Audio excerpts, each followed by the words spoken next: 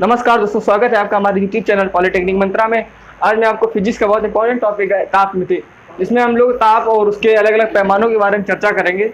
इसलिए हम पहले समझते हैं ताप होता क्या है। तो ताप हमारी वह राशि है जिसकी सहायता से हम ये जान सकते हैं किसी भी वस्तु को हम ठंडा या गर्म का अनुभव और उसका जो पैमाना होता है वो कितना, उसका टेम्परेचर कितना है, ये हम जान सकते हैं। और ताप और ऊष्मा में बहुत बड़ा अंतर होता है। अक्सर हम लोग कंफ्यूज हो जाते हैं कि ऊष्मा और ताप एक ही चीज है। ऊष्मा एक प्रकार की ऊर्जा है और ताप एक प्रकार का पैमाना है जो हम लोगों को ये बताता है कि किसी वस्तु कितना गर्म है और कितनी ठंडी है। और इसके अलग अलग पैमाने होते हैं। जैसे पहला है ये हमारा सेल्सियस पैमाना। सेल्सियस पैमाने में क्या होता है कि हम ये एक अलग पैमाना, और फारेनहाइट पैमाना, केल्विन पैमाना और भी होते हैं, र्यूमर और रैंकिन पैमाना अलग होता है। तो हम हमारे बेसिकली तीन है ये हमारे पैमाने, सेल्सियस पैमाना, फारेनहाइट पैमाना और केल्विन पैमाना। इन्हीं से हमारे क्वेश्चन बन जाते हैं। जैसे सेल्सियस पैमाना लिखा हुआ, सेल्सियस पैमाना क्या होता है? जैसे मान लीजिए जल है, जल का जो हमारा सेल्सियस पैमाने में अगर नापना है तो वो एक अलग टेम्परेचर के लिए होता है। सेल्सियस पैमाने में होता है हमारा कि जो सेल्सियस पैमाने पे हमारा जो जल का भाप बिंदु होता है वो 100 डिग्री होता है। 100 डिग्री पे वो उसका भाप बिंदु होता है, और जो उसका जमने वाला पॉइंट होता है वो हमारा हिमांक जो होता है, हिमांक 0 डिग्री सेल्सियस होता है। जो जल का होता है 0 डिग्री सेल्सियस।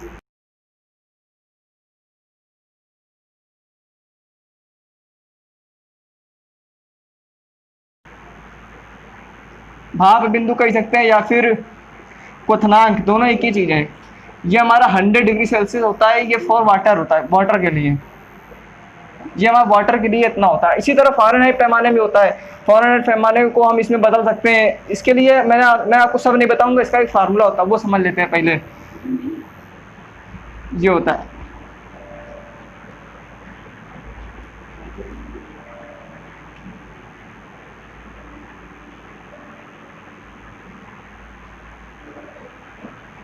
ये एक फार्मूला होता है, इसको हम समझ लेते हैं। यहाँ पे ये देखिए हमारा ये डिग्री सेल्सियस के लिए ये 5, अगर हमें कन्वर्जन करना है तो ये डिग्री सेल्सियस के लिए, फारेनहाइट के लिए F-32/9 K-273/5।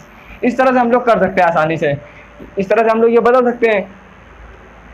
और अगर हमारा मान लीजिए डिग्री सेल्सियस में दिया, उसे फारेनहाइट में बदलना, तो इस तरह फार्मूला लगा के बदल लेंगे। अब मान लीजिए केल्विन में दिया, फारेनहाइट में बदलना, इस तरह फार्मूला लगा के हम लोग बदल लेंगे आराम से। तो अब मैं आपको कुछ कन्वर्जन बताऊंगा और कुछ क्वेश्चन बताऊंगा जिससे आपको ये क्लियर हो जाएगा किस तरह के इसके क्वेश्चन आते हैं पेपर में। तो अब क्वेश्चन बता देता हूँ आपको। तो मैंने आपको बताया ये फार्मूला बहुत इंपॉर्टेंट, इससे रिलेटेड कई क्वेश्चन बन जाते हैं। जैसे कि एक क्वेश्चन ये आता है कि हमारा किस टेम्परेचर पे केल्विन, ये फारेनहाइट पैमाना और क्या कहते हैं डिग्री सेल्सियस एक समान ताप देते हैं। तो ये हमारा जो फारेनहाइट और ये वाला एक समान ताप होता है, इसमें जब 40 डिग्री सेल्सियस होता है माइनस का, इस पर हमारा ये दोनों वैल्यू समान होती हैं।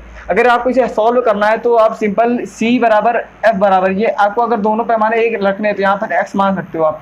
x/5 करोगे, F माइनस यहाँ पर भी x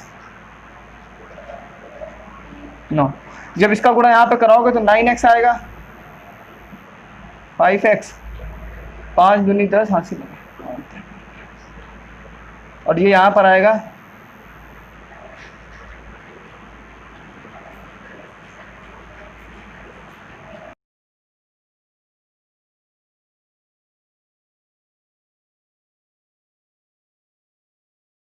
डिग्री सेल्सियस और फारेनहाइट की। और ये हमारा केल्विन टेम्परेचर होता है। इसमें आप ये देखिए यहाँ पर भी इसके बटे में भी 5 है, इसके बटे में भी 5 है। जब इन दोनों को सॉल्व करते हैं ये दोनों बराबर कट जाते हैं। हमारा केवल डिग्री सेल्सियस में और केल्विन में केवल इतना रिलेशन बचता है। अगर हमें डिग्री सेल्सियस और केल्विन में बदलना है तो हमें बस केवल 273 में घटाना पड़ जाएगा। मान लीजिए अगर 40 डिग्री सेल्सियस दिया हुआ है, अगर इसे केल्विन में बदलना है तो हमें इसमें केवल 273 जोड़ देंगे बस। इसमें अगर 273 केवल जोड़ देंगे तो हमारा ये हमारा केल्विन में हो जाएगा। इस तरह से केवल यहाँ पे जोड़ना रहता है 273। इसके अलावा जल का एक असामान्य प्रसार होता है, उसमें हमारा क्वेश्चन बनता है, इसमें पूछता है कि हम लोग से पूछ लेगा कि 4 डिग्री सेल्सियस ये एक होता है टेम्परेचर, ऐसा होता है टेम्परेचर होता है जिसमें हमारे जल के जो असमान प्रसार के अंतर्गत टॉपिक आता है, मैं आपको बता दे रहा हूँ। 4 डिग्री सेल्सियस एक ऐसा टेम्परेचर होता है जहाँ पर जल का घनत्व जो होता है मैक्सिमम होता है, जो डेंसिटी होती है ये मैक्सिमम होती है, और जो इसका आयतन होता है वो यहाँ पर मिनिमम होता है। और अगर हम लोग 4 डिग्री सेल्सियस से आगे जाएंगे अगर हम लोग आगे बढ़ेंगे तो हम लोग का आयतन जो होगा वो बढ़ेगा हमेशा, और ये घनत्व हम लोग का घटेगा। इसी तरह अगर हम लोग इसके इधर आएंगे, मान लीजिए 0 से अगर 4 की ओर आ रहे हैं, 0 से अगर 4 की ओर आ रहे हैं तो हमारा आयतन जो होगा घट जाएगा। 4 से दूर जाने पर आयतन बढ़ेगा, 4 की ओर आने पर आयतन घट जाएगा, और उसी तरह डेंसिटी के लिए उल्टा हो जाता है। तो यहाँ से भी हमारा क्वेश्चन बन जाते हैं, और ये कुछ कन्वर्जन टाइप के थे, इस तरह के भी क्वेश्चन आते हैं। और एक पॉइंट मैंने आपको बता दिया, ये वाला याद रखना, जिसमें हमारा -40 डिग्री सेल्सियस एक ऐसा टेम्परेचर होता है जिसमें हमारा डिग्री सेल्सियस और फ़ारेनहाइट का टेम्परेचर दोनों की वैल्यू सेम होती है।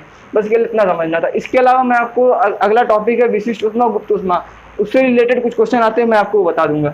तो मैंने अभी आपको कुछ कन्वर्जन बताया और तापमिति से रिलेटेड क्वेश्चन भी बता दिए। इसके अलावा ये देखिए हमारा अगला टॉपिक है विशिष्ट ऊष्मा, गुप्त ऊष्मा और ऊष्माधारिता।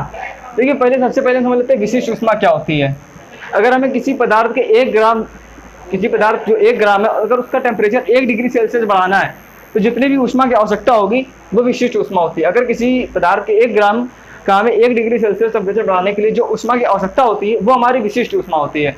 गुप्त ऊष्मा क्या होती है? गुप्त ऊष्मा वह ऊष्मा होती है जो हमारे बिना टेम्परेचर को परिवर्तन करे, जो हमारी अवस्था परिवर्तन कर दे, गुप्त ऊष्मा वो होती है।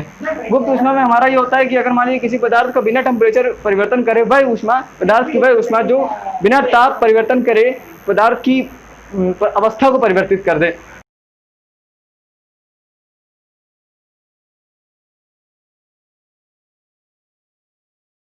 है 1 डिग्री टेम्परेचर बढ़ाने के लिए, उसी को हमें ऊष्माधारिता कहते हैं।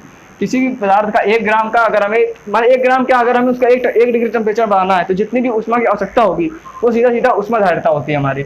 मैंने अभी आपको ये तीनों बता दिया। इसका फार्मूला भी होता है, मैं यहाँ पे लिख देता हूँ। अगर आपने ये फार्मूला पढ़ा होगा Q बराबर ms डेल्टा टी, यहाँ जो S होता है वो Q upon m into delta T होता है। जो ये S होती है यही हमारी विशिष्ट ऊष्मा होती है। गुप्त ऊष्मा में होता है ml होता है, Q बराबर ml लगता है, ये होता है ये फार्मूला। ऊष्माधारिता होती है हमारी m इंटू एस, ये होता है हमारा। अगर हमें अब ये अगला एक हेडिंग पड़ी हुई जूल और कैलोरी में संबंध अगर पूछा जाए तो जूल और कैलोरी में संबंध हमसे पूछता है 1 जूल बराबर होता है 1 कैलोरी।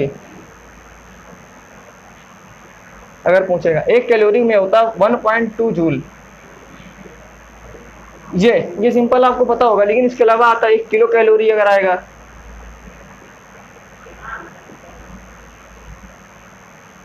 अगर 1 किलो कैलोरी आया तो 4.2 इंटू 10⁻³ जूल हो जाएगा। बस हमें ये याद रखना है ये फिक्स पॉइंट नहीं होता, इसमें दशमलव में आगे वैल्यू होती है, लगभग की वैल्यू होती है, लेकिन हम लोग यही ले लेते हैं। कैलोरी मिति का नियम क्या होता है? कैलोरी मिति में ये होता है सिंपल, ये नियम होता है जो दी गई ऊष्मा होती है वो बराबर ली गई ऊष्मा के बराबर होती है। अगर इसको हम फॉर्मूले के रूप में लिखेंगे तो इस तरह लिख सकते हैं m1s1 बराबर T1 माइनस T कर देंगे बराबर m2s2 T माइनस T2। ये होता है फॉर्मूला इसका। जो इसमें हमें टेम्परेचर केवल ध्यान देना है, m1 तो जो पदार्थ का द्रव्यमान हो जाएगा, s1 उसकी विशिष्ट ऊष्मा जो हो जाएगी। ये हमारा ये दिया सब कुछ रहेगा, केवल हमें यहाँ पर कोई भी एक वैल्यू हम लोग की मिसिंग रहेगी, वो हमें फाइंड करनी होगी ये फार्मूला लगा करके। यहाँ पर हमें ये समझना है जो T1 होता है ये